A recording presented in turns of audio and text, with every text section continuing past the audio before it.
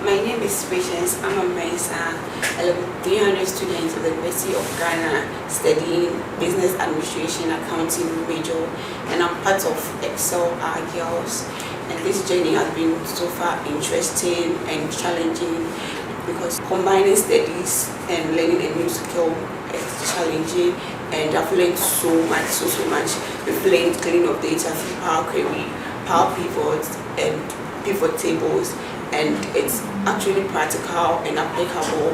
And as my aim to be a chartered accountant, I'm very certain I'm going to apply these skills necessary for my field, and I'm working alongside with it, and I'm using pivot table especially for my work as to inventory management and finance reports. I use pivot table to categorize quantity delivered and quantity used and everything, and it's been so helpful, and I'm looking forward to do more in my career as a chartered accountant.